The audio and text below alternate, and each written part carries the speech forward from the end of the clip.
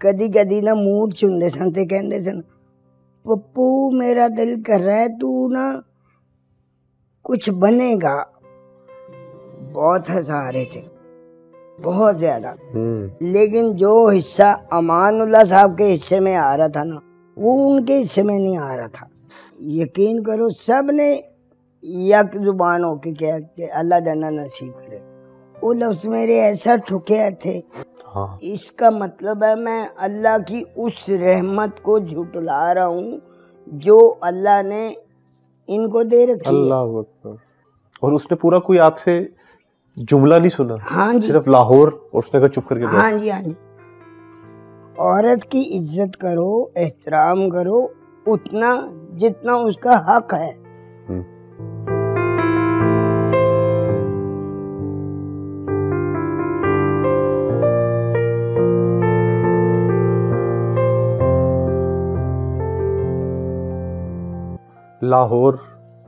लाहौर की सर्दियां और सर्दियों की शामें कैसी लगती हैं आपको? शुक्र अल्लाह का, हर मौसम अल्लाह का। पहले मैं नहीं मानता था कि सर्दी में जो लोग जर्सी पहनते हैं वो उनको लोग कुछ और कहते हैं, तो नाजुक लोग कहते हैं।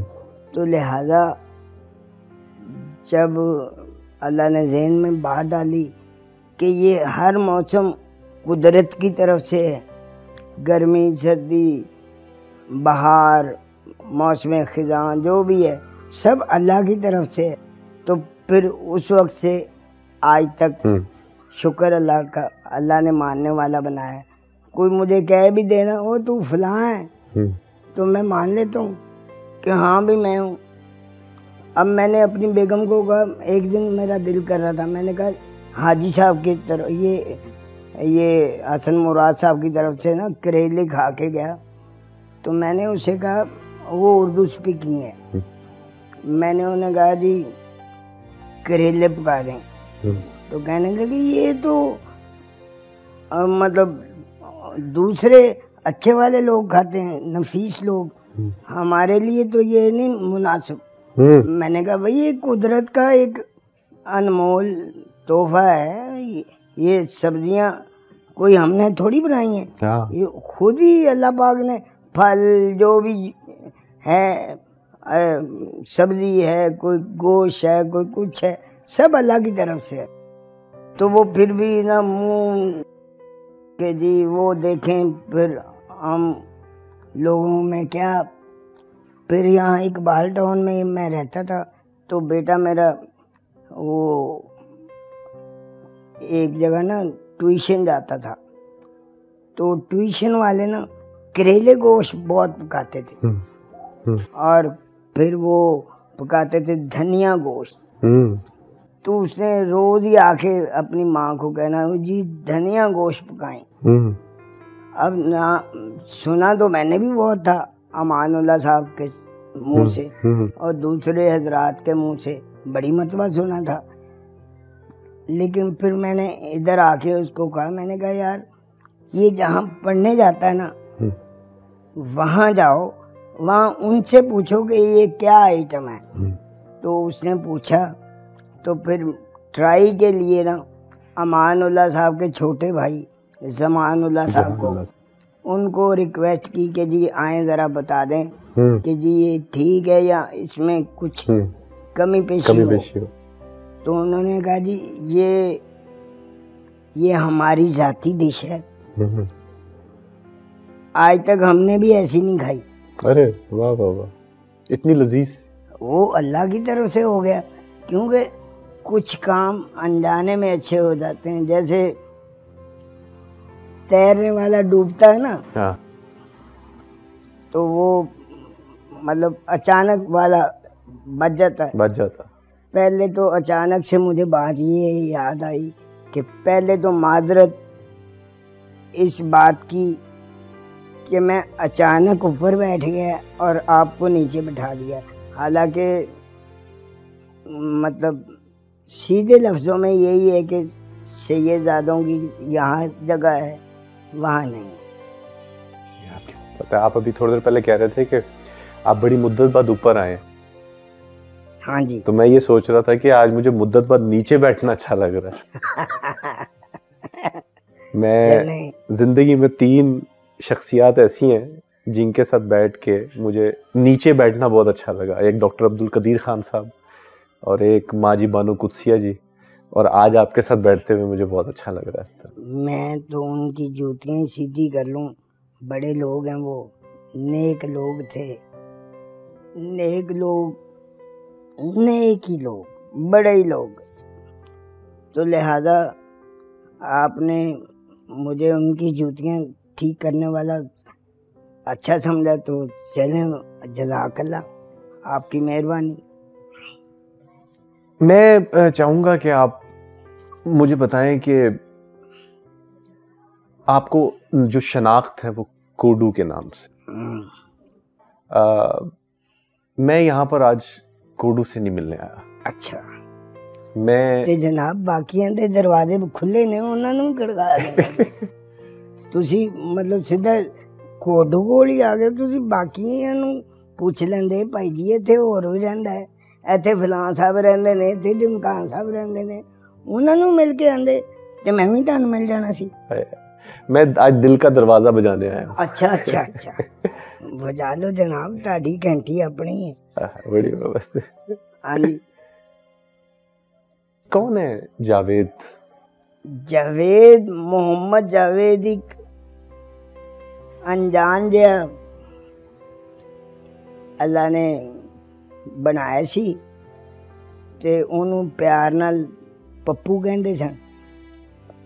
तो पप्पू जिन्हां कोल मैं सिपारा पढ़न जांदा सा ना, आपा जी, वो मैनू मतलब कदी कदी ना मूड च हुंदे सन ते कहंदे सन, पप्पू मेरा दिल कर रहा है तू ना कुछ बनेगा। आपा जी कहते? आपा जी कहते थे। तो मैंने सुनी अनसुनी कर देनी कि उस्ताद ये बड़ी बात करते हैं, क्योंकि ये सिखाने वाले हैं। तो फिर कभी ऐसे भूले चुके ना, मतलब पढ़ाई के अलावा रास्ते में मुलाकात हो गई या कोई वैसे मुलाकात हो गई, तो उन्होंने जनाब मुझे ये कहना, पप्पू मुझे लग रहा है कुछ, मुझे लग रहा है तू कुछ बनेगा। तो मैंने सोचना, ना मेरा कद है, ना मैं खूबसूरत हूँ, ना मतलब कोई एक्स्ट्रा क्वालिटी है, तो आपा जी क्या कहने वाली हैं। तो फिर जब मैं इस फील्ड की तरफ आया, हालांकि मेरा इरादा नहीं था, मेरा इरादा ये था कि मैं स्पोर्ट्स की एक दुकान खोलूं, फुटबॉल वगैरह, बैट बॉल वगैरह, उससे अपना और माँ बाप का खर्चा मर्चा जो चलता है वो चला के तो शादी भी ना करूं, बस इनकी खिदमत में रहूं। तो मेरी ये सोच बड़ी देर कायम रही। तकरीबन उस वक्त मेरी उम्र 11 साल से ज़्यादा हो चुकी थी। तो फिर एक दिन मेरा दोस्त मुझे कहने लगा, यार और ज़रा स्टेज ड्रामा देख के आए। अच्छा। तो मैंने अम्मी से इजाज़त ली, तो मैं उनको बता के जाता था। तो इजाज़त लेके मैं उनके पास गया, वो जहाँ उस स्टेज के मतलब पहाड़ी ओपन एयर थिएटर, उसमें और भी बहुत बड़े बड़े नाम थे, बहुत हज़ारे थे, बहुत ज़्यादा। लेकिन जो हिस्सा अमानुल्लाह साहब के हिस्से में आ रहा था ना, वो उनके हिस्से में नहीं आ रहा था। तो मेरा दोस्त मुझे कहता कि यार तू भी कुछ ऐसा कर कि हंसाने वाला बन जा। मैं वो अन्नी दुनिया बैठी है, मैं तो एक बंदे के सामने नहीं बोल सकता, एनी पब्लिक के सामने किस तरह बोलांगा। तो कहते वेख ला यार वो पतला जिहा मुंडा किन्ना हसा रहा है, तो वेख ला लोकी लोट पोट हो रहे ने, ते तू ही करो। मैं कहा यार छੱਡ, ਉਹ ਵੱਡੇ ਲੋਕ ਨੇ, ਸਾਡੇ ਨਾਲ ਇਹ ਕੀ ਨਾ ਸਾਨੂੰ ਇਹ ਕੰਮ ਆਉਂਦਾ, ਨਾ ਕਦੀ ਸਿੱਖਿਆ, ਨਾ ਕਦੀ ਸੁਣਿਆ, ਨਾ ਵੇਖਿਆ, ਅੱਜ ਵੇਖ ਲਿਆ ਬਸ ਠੀਕ ਹੈ। ਉਹ ਅਮਾਨੁੱਲਾ ਸਾਹਿਬ ਦਾ ਨਾ ਮੇਰੇ ਅੰਦਰ ਉਹ ਚੱਲਦਾ ਰਿਹਾ ਕਿ ਯਾਰ ਅਮਾਨੁੱਲਾ ਸਾਹਿਬ ਜੋ ਸਾਰੇ ਸਨ ਉਹ ਕੋਈ। ਫਿਰ ਥੋੜੇ ਦਿਨਾਂ ਬਾਅਦ ਉਹੀ ਮੇਰਾ ਦੋਸਤ ਮੈਨੂੰ ਕਹਿੰਦਾ ਯਾਰ ਅਸੀਂ ਨਾ ਮੁਨੱਵਰ ਜ਼ਰੀਫ ਸਾਹਿਬ ਦੀ ਫਿਲਮ ਵੇਖਣ ਜਾਣੀ। ਅੱਛਾ। ਤੇ ਜਿਸ ਤਰ੍ਹਾਂ ਹੀ ਮੁਨੱਵਰ ਜ਼ਰੀਫ ਸਾਹਿਬ ਅੱਲਾ ਜੰਨਾ ਨਸੀਬ करे, जिन्ने भी अमानुल्लाह साहब समेत जिन्ने भी लोग मर्द औरत बूढ़े बच्चे जवान किसी शोबे तो किसी ख़ानदान तो किसी भी मतलब मुल्क तो किसी इलाके तो कोई किसी ना ताल्लुक रख रहे, कोई भी चला गया, सिर्फ अल्लाह अपनी शान नूं वेख के उन्होंने माफ़ कर दे ते उन्होंने दे दर्जात बुलंद करे ते जेड़े हयात ने उन्होंने माफ़ करे ते सानू मेरे वर्गे नूं ज़्यादा माफ़ करे, क्योंकि मैनू अपना आप पता है। ते लिहाजा वो जिस तरह ही मुनव्वर शरीफ साहब की एंट्री हुई पर्दा स्क्रीन ते सिनेमा हॉल च जिन्ने बंदे बैठे सन, यकीन करो सब ने यक जुबान होके कहा कि अल्लाह जन्ना नसीब करे। वो लफ्ज़ मेरे ऐसा ठुके थे, मैं के यार अल्लाह दी रहमत नाल मैं भी कोई ऐसा काम करांगा कि मेरे मरण तो बाद भी ना कोई एक बंदा दो बंदे कोई तो कहेगा ना अल्लाह जन्ना नसीब करे। तो वो फिर मैनू ना पलटा खाना पिया इस पासे। क्या बात। ते वो फिर अमानुल्लाह साहब दे नाल मुलाकात हुई। खैर मैं आया थे पापा अलाउद्दीन साहब की विसासत के नाल, तो वहाँ पापा अलाउद्दीन साहब से मुलाकात हो गई। उन्होंने मुझे स्टूडियो का गेट एंटर करवाया, तो शुक्र अल्लाह का मैं आज भी उस गेट कीपर को उसी तरह मिलता हूँ जैसे पहले दिन मिला था। क्या बात। वरना आपको पता है यहाँ पे एहसान करके जिताते बहुत हैं। अगर मतलब किसी को 1 रुपया दे दिया, 10 रुपए दे दिए, खाना खिला दिया, कहीं ड्रॉप कर दिया या गुलाम समझते हैं उसको, तो सारी जिंदगी वो ताना बन के रह जाएगा कि और याद कर, तुझे याद नहीं आ रहा तू उस वक्त भूखा बैठा हुआ था, मैं ना होता तो अल्लाह को मैं तो बड़ी नापसंद है। अल्लाह ने अगर अपने एहसान जता दिए तो फिर क्या करेंगे। तो लिहाजा सरकार रहमत लिल आलमीन सल्लल्लाहु अलैहि वसल्लम के एहसानात, उनके सदक़े में तो कायनातें बनी हैं। उन्होंने अगर एहसानात गिना दिए तो क्या करेंगे। तो जो बंदा इंसानों के साथ सिला रहमी करता है, इखलाक से पेश आता है और किसी ज़रूरतमंद को कर्ज़े हंसना देता है और उसके गाए बगाए कोई काम आता है तो फ़र्ज़ों में पहल करता है, और जब सरकार रहमत लिल आलमीन सल्लल्लाहु अलैहि वसल्लम का नाम मुबारक है दुरूद शरीफ पढ़ने में पहल करता है, तो वो अल्लाह को बड़ा पसंद है, बहुत ज़्यादा पसंद है। तो जो भी एहसान करके जताए, फ़र्ज़ों को कुछ ना समझे, जिसके सामने सरकार रहमत लिल आलमीन सल्लल्लाहु अलैहि वसल्लम का नाम मुबारक आए और वो दुरूद शरीफ ना पढ़े, तो वो शिरक में आ जाएगा, वो पकड़ में आ जाएगा।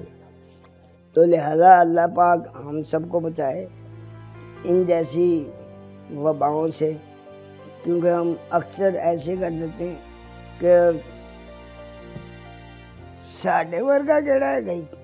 हाँ, ये जुमला बोल जाता, यानी एक लफ्ज़ एक है तो एक लफ्ज़ मुझे पता है कि आप शाह साहब हैं, मुझे पता है आपकी एज इतनी है, मुझे पता है आपने इस रंग के कपड़े पहने, आप कहाँ से शुरू हुए कहाँ तक आए, मुझे पता है।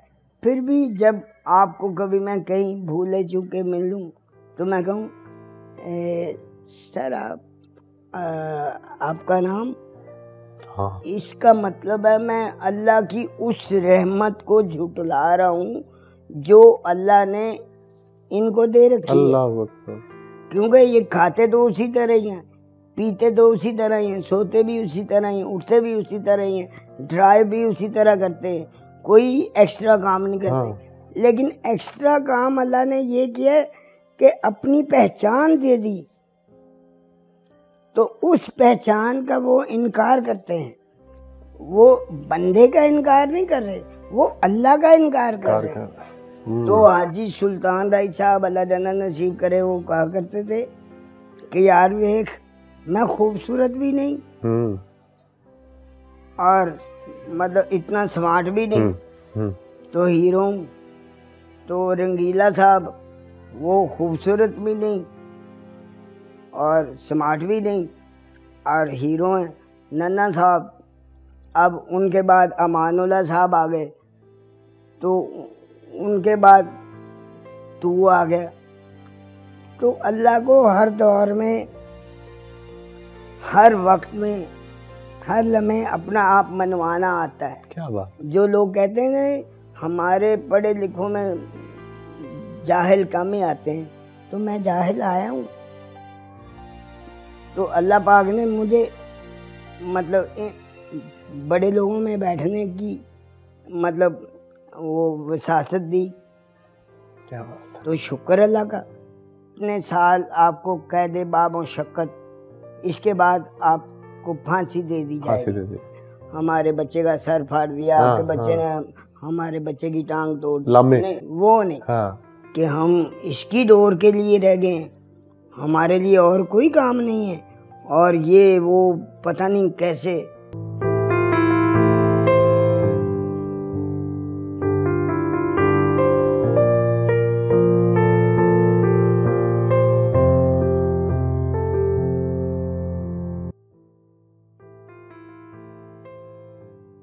वो दोस्त का नाम क्या था, वो जिसने आपको ये सिग्नल्स दिए थे? अरशद। अरशद। अरशद हयात है? मुलाकात नहीं हुई कभी। अच्छा। लेकिन अगर हयात है तो अल्लाह पाक उसे सेहत वाली और सलामती वाली ज़िंदगी दे और खैर वाफियत और उसके बाल बच्चों को सलामत रखे। अगर कबूल हो गया तो अल्लाह पाक उसके अगले पिछले गुनाह माफ़ करके अपनी शान के मुताबिक मामला करे। क्योंकि अभी पिछले दिनों में देखें, अफजाल अहमद साहब चले गए, तारिक टैडी चले गया, इस्माइल तारा साहब चले गए, अपना संतू खां कवाल उनके पोता वो चले गए, फिर दुर्दाना रहमान साहबा का बेटा चला गया। तो ये अल्लाह दिखा रहा है कि मैं बीमार को भी ले जाता हूँ, मैं तंदुरुस्त को भी ले जाता हूँ। वाह वाह। मेरा कोई पता नहीं है। एक बंदा है, एक बंदे को वो क्या कहते हैं, सजाए मौत हो गई। जज ने कहा कि जी आपको सजाए मौत, इतने साल आपको कैद बामुशक्कत, इसके बाद आपको फांसी दे दी जाएगी। अब वो तो तौबा दिला करता रहेगा, कुछ ना कुछ करता रहेगा। उसे पता कि यार मैंने इतने सालों के बाद चले ही जाना है, हमें तो वो भी नहीं पता। वाह वाह, क्या बात है, हमें वो भी नहीं पता। नहीं पता जी, हमें सिर्फ ये पता है कि आपका हक कैसे खाना है, फलां का हक कैसे खाना है, ढिमका का हक कैसे खाना है। हम वो आयत कुरान पाक की जिसका मफहूम है कि जिसने ज़रा बराबर नेकी की होगी उसे दिखा दी जाएगी, और जिसने ज़रा बराबर बुराई की होगी उसे दिखा दी जाएगी, हम भूल जाते हैं और रहते भी 24 घंटे अल्लाह के सामने और जाना भी अल्लाह के पास है। हम वो लोग हैं, हम खाली हाथ जाने के लिए ना 2-2 हाथों से लूट रहे हैं।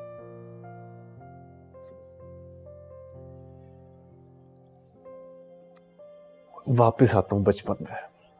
आज है, मैंने कौन सा भाग जाना। शरारती थे? नहीं, शरारती नहीं थे।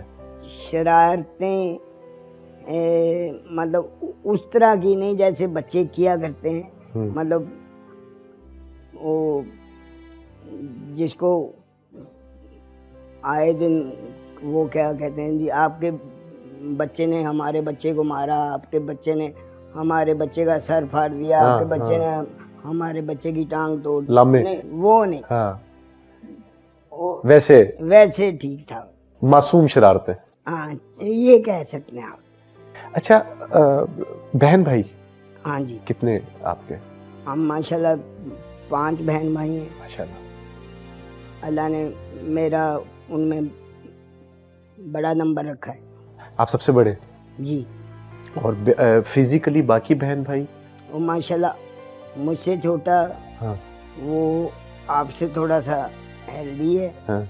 और आप जितना, मेरे जितना। अच्छा। जो उससे छोटा है वो आप जितना है। हाँ। और फिजिक भी ऐसी है। अच्छा। तो बहनें तो माशाल्लाह वो भी हाइट मतलब कैसा आपको महसूस होता था उनके दरमियान में? एहसास कमतरी हुआ कभी? एहसास कमतरी होता था जब ना, बहुत साल पहले की बात है कि सड़क बन रही थी एक, तो मैं पढ़ के आ रहा था स्कूल से, तो मैंने बस्ता कंधे पे रखा, तो जो सड़क नहीं बनती उसमें मोटे मोटे पत्थर होते हैं। लुक पत्थर। तो एक बच्चे ने सिर्फ अपनी ख्वाहिश पूरी करने के लिए इतनी जोर से पत्थर मारा मुझे कि मैं छोटा था, तो इतनी जोर से लगा। तो फिर जब मैं कहीं से आता था कहीं से जाता था तो मुझे बौना मोछा और न जाने क्या क्या कहते थे।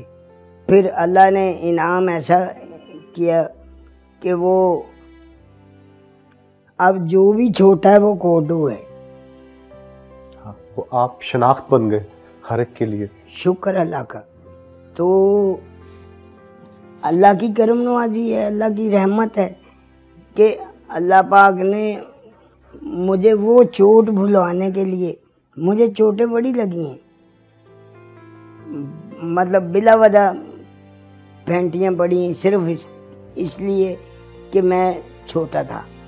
मुझे बचपन में एक ऐसा वाक़या है कि मैं गुड्डी डोर का ना वो बड़ा शौकीन था। हाँ। तो मैंने अम्मी से कहा, मैंने कहा अम्मी मैंने डोर लेके आनी है। तो वो कहने लगी मेरे पास तो पैसे नहीं है, मैं वो तेरी फलां है उनसे पूछती हूँ। तो वो गई, उन्होंने पूछा तो उन्होंने आगे से बहुत सारी सुनाई कि हम इसकी डोर के लिए रह गए, हमारे लिए और कोई काम नहीं है, और ये वो पता नहीं कैसे। तो ऐसी वो दिल में बैठी। मैंने कहा जी अब मैंने ना गुड्डी डोर ना बैट बॉल ना कुछ भी नहीं, मैं अब काम करूँगा। तो मैं काम की गर्ज से स्टेशन पे आ गया। तो स्टेशन पे कभी इधर फिर रहा हूँ, रेलवे स्टेशन कभी इधर फिर रहा हूँ। तो एक साहब पैंट शर्ट पहनी उन्होंने, तो वो आए, वो मुझे कहने लगे परेशान फिर रहे हो, काम करोगे? मैं तो गया ही इसी घर से था। तो मैं दिल में खुश हो गया, मैंने कहा जी ज़रूर करूँगा। तो ना मैंने उससे पूछा कि क्या काम क्या, वो कहने लगे बस जो भी बंदा मेरे दफ्तर आए ना तुमने उनका नाम पता लिख लेना बस, और तुम मेरे साथ चलो। वो पेशावर तक मुझे ट्रेन पे लेके गए। ट्रेन से फिर वो लाल सी बस होती है एक बड़ी, उस पे लेके गए, फिर उससे उतरे, फिर जीप के उधर गए। फिर जहाँ इलाके में गए तो इतने इतने बड़े पगड़ बांधे हुए थे उन्होंने, तो वो मुझे बच्चा समझ के उठा के लेके गए थे। अच्छा, हाँ, अगवा किया उन्होंने? जी जी। तो ये जो मेरे हाथ आपको मोटे मोटे नजर आ रहे हैं, ये ऐसे नहीं थे, ये पतले थे। ये दिन रात बर्तन धो धो के ना ये फूल गए। वहां उन्होंने आपसे बर्तन धुलवाए? सुबह 3 बजे से रात 1 बजे तक। अच्छा। तो वहाँ पे 2 भाई थे, कदीर और नसीम। तो वो मुझे प्यार करना शुरू हो गए, क्योंकि पहली रात तो मुझे बड़ी अजीब सी, मतलब ना ऊपर लेने को कुछ ना नीचे, तो सर्दी कहे कि क्या हाल है, तो ऊपर से पहना भी मैंने कुछ नहीं। तो उन्होंने एक भला किया, मुझे तंदूर पे ना बोरी डाल के वहाँ सुलाना शुरू कर दिया। तो फिर एक जो तंदूर का मालिक था वो सुबह आया, वो कहने लगा अब तुम खत लिखो अपने घर वालों को कि तुम उनके लिए मर गया हो, तुम्हारे लिए मर गए। मुझे समझ ना आई ये क्या कह रहे हैं। तो उन्होंने कहा ये लिखो। लिखना आता था, मैंने लिख दिया। तो अब कह रहे ये अपने घर का एड्रेस भी लिख के भेज दो इसे। तो मुझे क्या पता कहाँ से जाता है कहाँ। उनका लड़का ही गया, वो खत उधर डाल के वो घर वालों को मिला। घर वालों पे पता नहीं क्या बीती क्या नहीं। फिर थोड़े दिनों बाद एक और खत लिखवाया। अच्छा। तो मेरा अब दिल ना करे खत लिखने को। उन्होंने खैर बड़े बड़े बंदे, बंदूक लंबी लंबी वाली, वो भी खड़े हुए थे। तो कहने लगे लिखते हो कि नहीं तो हम ये मामला करें तुम्हारे वाला। तो फिर मैं जनाब डर के मारे लिख दिया कि जी मैं आपके लिए मर गया, आप मेरे लिए मर गए, तो आप समझिए मैं दुनिया में था ही नहीं, ये वो।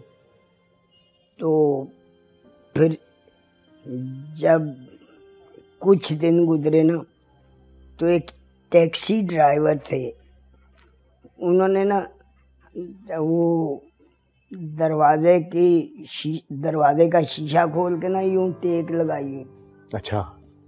तो फजर के टाइम ना वो पैरों की चाप सुनाई देती है। ठीक है। तो मेरी चाप सुनाई दी ना, मैं आ रहा था। तो उन्होंने मुझे बुलाया, बात सुनो।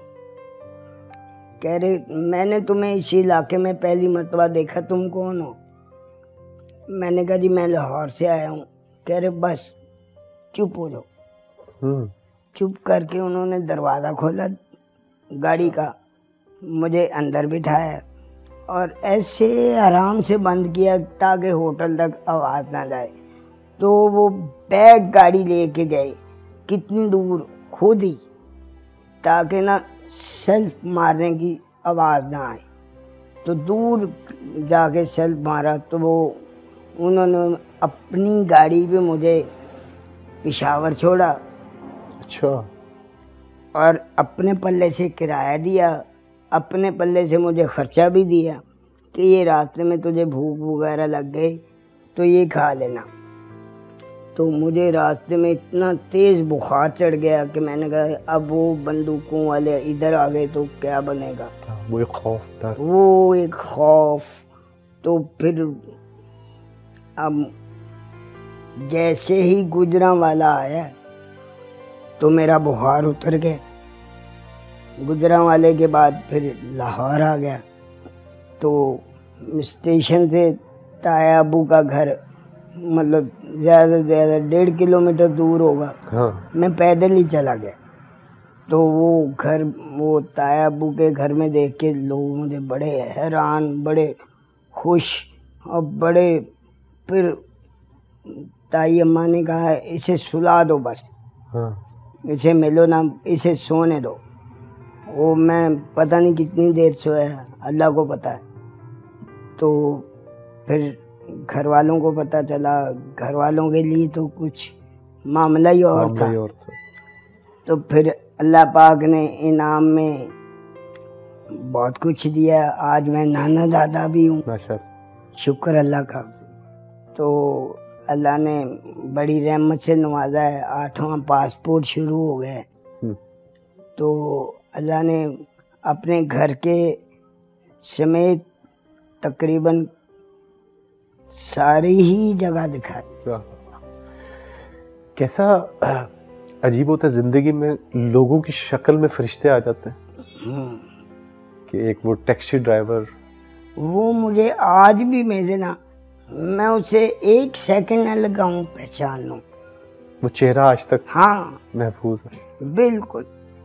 और उसने पूरा कोई आपसे जुमला नहीं सुना? हाँ जी, सिर्फ लाहौर, और उसने कहा चुप करके। हाँ जी, हाँ जी। तो वो मुझे लगता है कि वो बेचारा ना खुद किसी मुसीबत का मारा था, जो उसने दूसरा लफ्ज भी नहीं सुना। हाँ, क्या बात।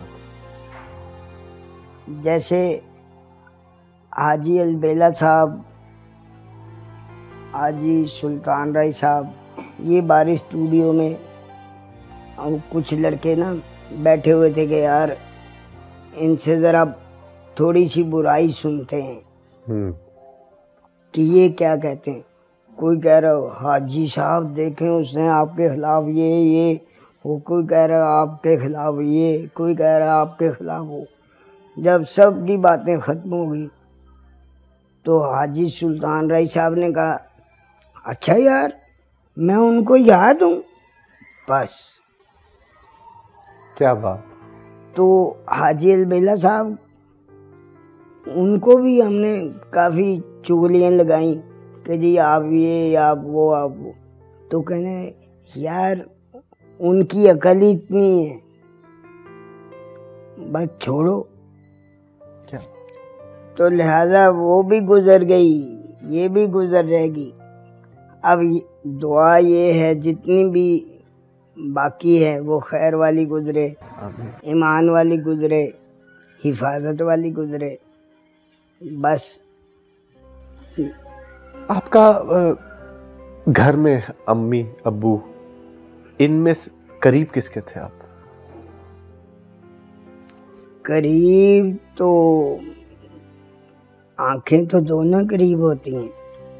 अब किसको कहेंगे कि ये करीब है। तो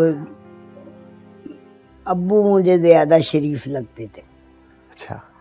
अम्मी कभी कभी गुस्से में आ जाती थी। क्या बुलाते क्या थे, अम्मा बा या अम्मी अब्बू, क्या कहते थे? अम्मी अब्बू को मैं अम्मी अब्बू ही कहता था, या बड़ी हद होगी तो हाजी साहब। हाजी साहब या सरकार। अच्छा, सरकार भी। हाँ। क्या बात। तो जब उनको गुस्सा चढ़ता था ना अम्मी को, तो मैं उनको कहा हाजी साहब, हाँ। कोई गल नहीं, हो जाता है। अब वो याद बड़े आते हैं, लेकिन ना शुक्र अल्लाह का, अगर सरकार रहमत अल आलमीन सल्लल्लाहु अलैहि वसल्लम ने पर्दा फरमा लिया तो बाकी कौन है। तो लिहाजा इसलिए सब्र आ जाता है। कौन ज्यादा लाड करता था आपसे दोनों में से? अब्बू ने मुझे कभी नहीं मारा। अम्मी जब उनका मूड होता था मार पड़ती थी। दिन में बड़ा केरा पाया तू नहीं आया। हाँ। तो हाजी अलबेला साहब को ले गए कि तुम लोगों को इस तरह माफ़ करो जैसे अल्लाह से खुद अपने लिए माफ़ी के तलबगार। लियाओ नेकियां वहाओ अमल, ए जाता पाता मैं नहीं मानदा। वाह वाह।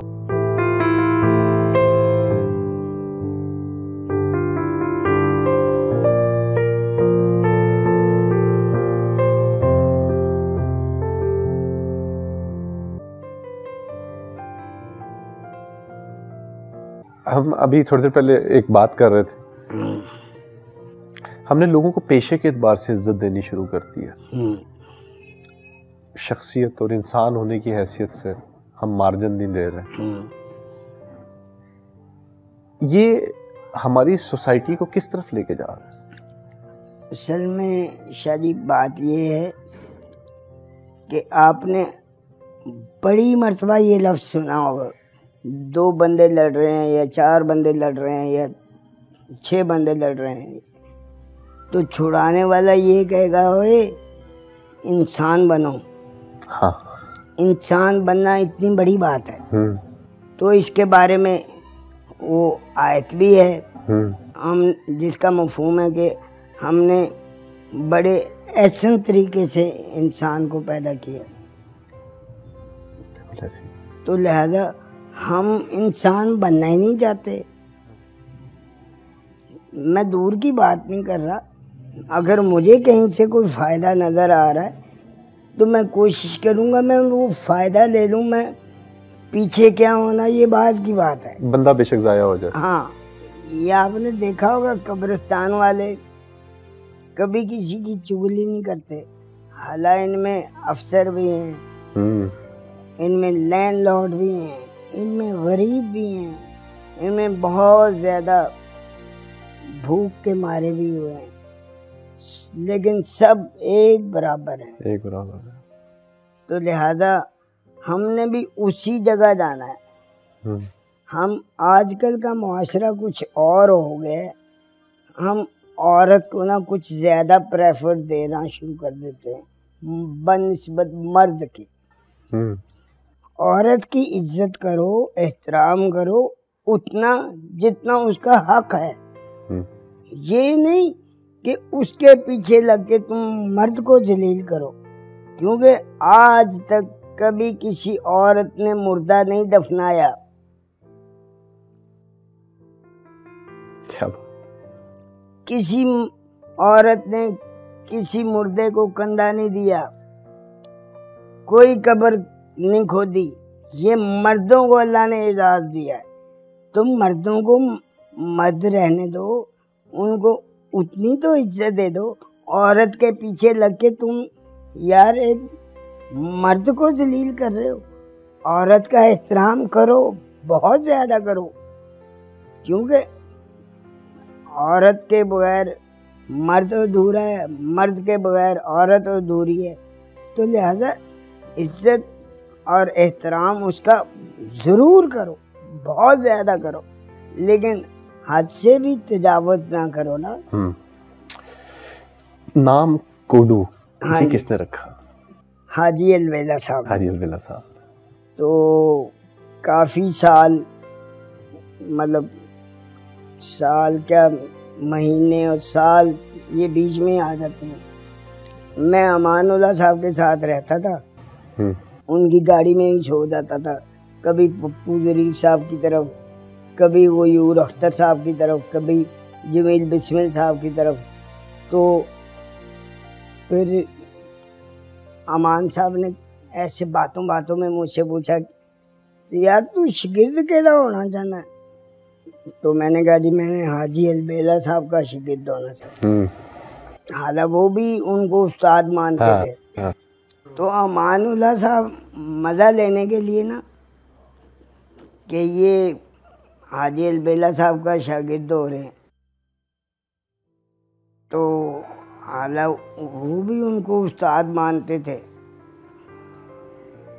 तो फिर मुझे एक दिन कहने लगे तू बड़ा पक्का है, तेन मैं बड़ा घेरा पाया, तू नहीं आया। हाँ। तो हाजी अलबेला साहब को ही गए तो सही गए। क्या बात, क्या बात। यानी आजकल तो रख लेते ना बात। हाँ, हाँ। वो खुले दिल के आदमी थे सारे, एक भी नहीं। अमानुल्लाह साहब कहा करते थे कि किसी बंदे का नेमुल बदल नहीं आ सकता, इवन चौकीदार का नेमुल बदल वैसा चौकीदार नहीं आएगा। क्या बात। या उससे अच्छा आएगा या उससे नरम आएगा, उसके बराबर जैसा नहीं आ सकता। क्या बात, वो एक ही है। वो एक ही है। हाँ। हर आप देखें हम सब की उंगलियां एक जैसी हैं, लेकिन निशान एक नहीं है। बिल्कुल ऐसे ही है। माफ कर देते आप लोगों को? मैं तो यहाँ तक पढ़ा हुआ कि हजरत अली करमुल्लाह वजह का कौल है, जिसका मफ़हूम है कि तुम लोगों को इस तरह माफ़ करो जैसे अल्लाह से खुद अपने लिए माफ़ी के तलबगार हो। तो यानी ये ना हो कि मैं अपने लिए अल्लाह से माफ़ी मांगूं तो दूसरों को करूं ना, ये नहीं। हाँ, जब तक वो हयात है ठीक है, उसकी मेरी कोई तसल चल रही है तो ठीक है, मतलब नहीं बात बन पा रही। लेकिन जब एक बंदा दुनिया ही से चला गया, अब तो तसल नहीं होनी चाहिए ना, अब तो दुआए खैर होनी चाहिए।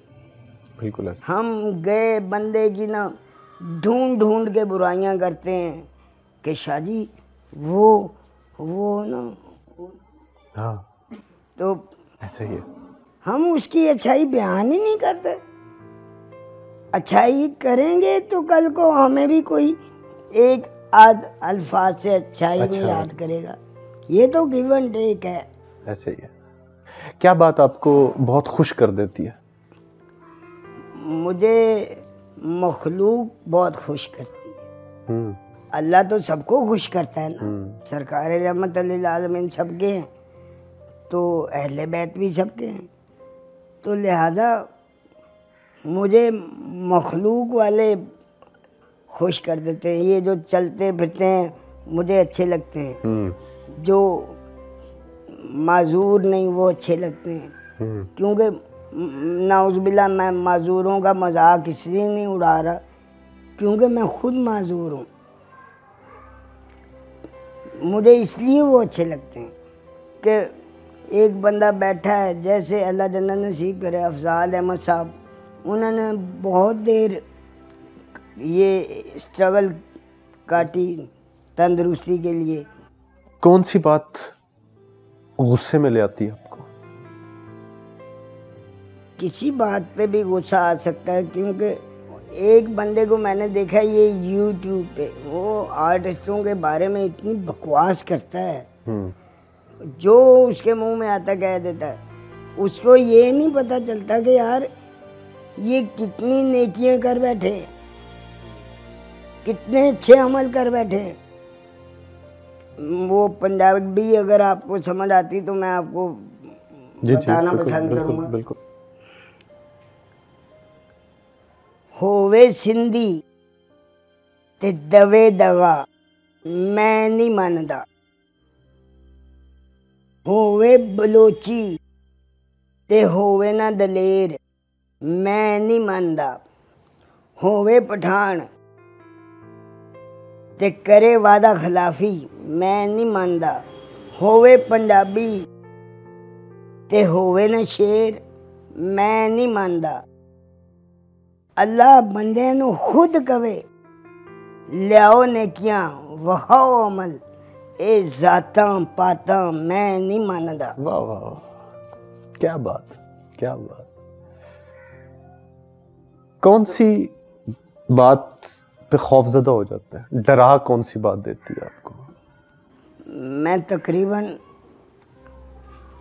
ज़्यादा बात वो जो मैं की तरफ ले जाती ना, उससे डर जाता हूँ, क्योंकि मैं तो था ही नहीं। ना मेरे आने से दुनिया में इजाफा हुआ है, ना मेरे जाने से कमी होगी।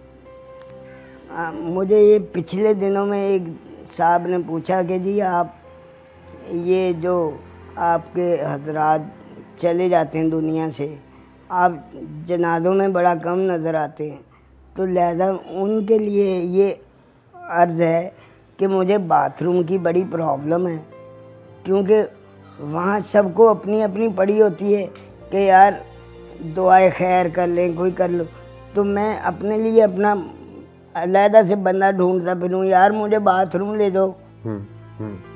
तो लिहाजा किसी को तंग करना मुझे नामुनासिब लगता है। अगर मेरे दिल को ये नापसंद है तो यकीनन लोगों को भी ये नापसंद होगा कि यार हम किसी को तंग ना ही करें। किसी के काम आ जाओ बड़ा ही अच्छा, मौका है, यकीन करें। क्या बात है। कितने बच्चे माशाल्लाह? माशाल्लाह 3 हैं जी, 2 बेटे 1 बेटी। माशाल्लाह माशाल्लाह। और अल्लाह ने नाना दादा बनाया, ये मैंने आपको बताया है। जी जी, अल्लाह ताला आपको सलामत रखे। भाभी गुसीली हैं या कोऑपरेटिव हैं? बस वो मूड की हैं। मूड की हैं? हाँ, उनके मूड के हिसाब से चलते हो? कोशिश करता हूँ चलूं, लेकिन कभी कभी रुक भी जाता हूँ।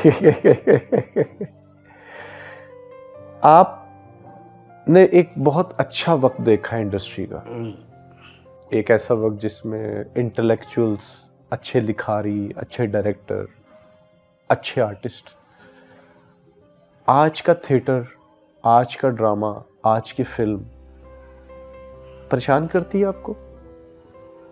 नहीं, परेशानी इसलिए नहीं, मैं अक्सर ये कहा करता हूँ कि पहले मिलावट नहीं होती थी, न दूध में, न दवाइयों में, न किसी खाने पीने वाली चीज़ में। अब हम मिलावट वाली चीज़ें खा रहे हैं, तो मिलावट वाला देख रहे हैं, मिलावट वाला दिखा रहे हैं, तो कोई बात नहीं। तो लिहाजा कभी हवा तेज, कभी कम, बदलाव का यकीन रखें। आपके साथ जब कैमरा ऑन था उस वक्त भी बड़ी दिलचस्प गुफ्तगू रही, जब कैमरा ऑफ है तो तब भी आपसे बड़ी दिलचस्प गुफ्तगू सुनने को मिली। हमारे प्रोग्राम में चली कहानी के आखिरी सिलसिले में मैं सलाह मांगता हूँ अपने मेहमान से कि मुझे मेरी ज़िंदगी गुजारने के बारे में कुछ सलाह दीजिए, तो मैं आपसे वो सलाह मांगना चाहता हूँ। एक तो आप सैयदजादे हैं, मैं इसलिए कुछ नहीं कह सकता। दूसरी ये कि सलाह मतलब जिसे आप मशवरा समझ रहे हैं, नसीहत भी, तो सबसे अच्छी नसीहत सरकार रहमत लिल आलमीन सल्लल्लाहु अलैहि वसल्लम कर गए सबको। उनसे अच्छी सलाह ना कोई करेगा, ना होनी है। तो आखिरी मतलब जो कुर्बानी वो हुसैन अलैहिस्सलाम, वो सबके सामने उन्होंने दीन को सामने रखा, दुनिया को नहीं।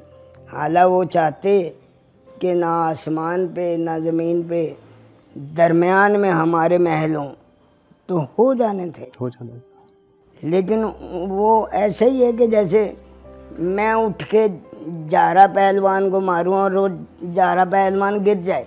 उन्होंने ये शहादतें कबूल की हैं, वरना किसी की क्या चीज़ की क्या जरूरत, बंदे तो दूर की बात, किसी चीज़ की क्या जरूरत कि वो अहले बैत के गुलाम दर गुलाम को भी नुकसान पहुंचा दे। हो ही नहीं सकता। ये उन्होंने खुद कबूल की कि भाई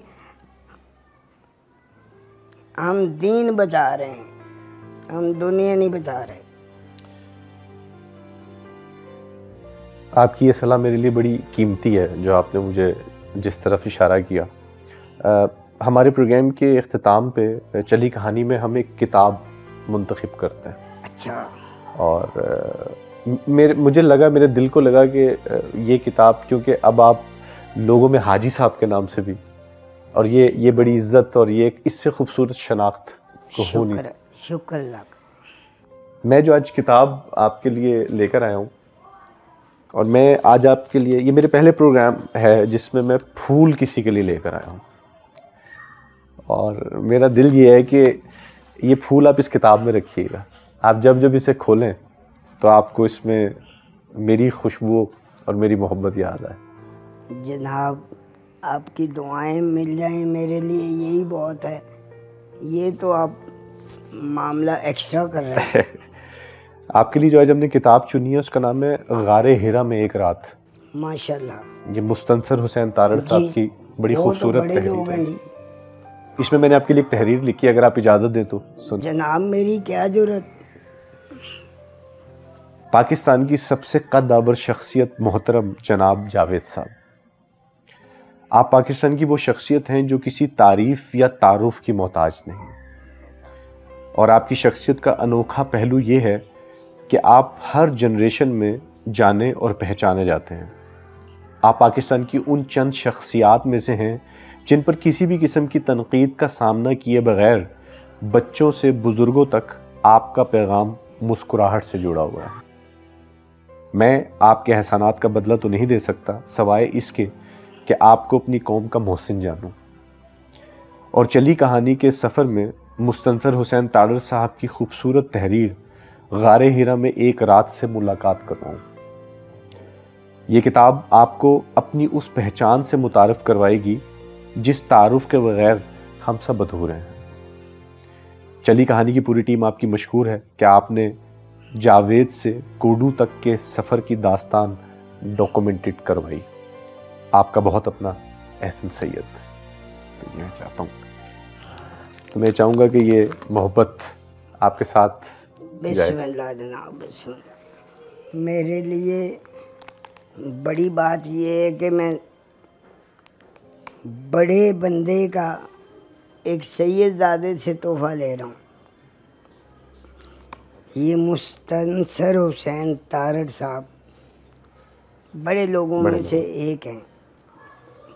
अल्लाह पाक इनको हयाती दे और खैर व आफियत वाला मामला करे।